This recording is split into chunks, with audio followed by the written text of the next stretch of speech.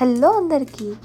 ఊరద్ దాల్తో పప్పు చేయొచ్చని ఎవరికైనా తెలుసా? ప్లేట్ మీద చూపించిన స్పైసెస్ అన్నీ హీట్ చేసుకుని ఆయిల్లో వేసుకొని చిల్లీస్, కరివేపాకు, ఇంకా టొమాటోస్ ఇవన్నీ బాగా వేసుకొని బాగా కలిపేసి వేయించేసుకొని కొంచెం జింజర్ వేసుకున్న తర్వాత మూత పెట్టేసి కొంచెం సేపు మగ్గించాలి.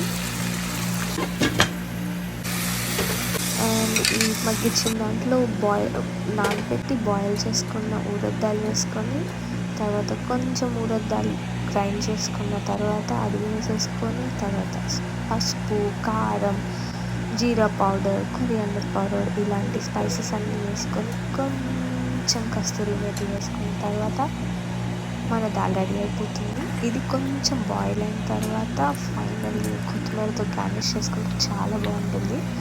ఊరద్ దాల్ హెల్త్కి చాలా మంచిది. మీరు కూడా ట్రై చేసి ఎలా ఉందో చెప్పండి.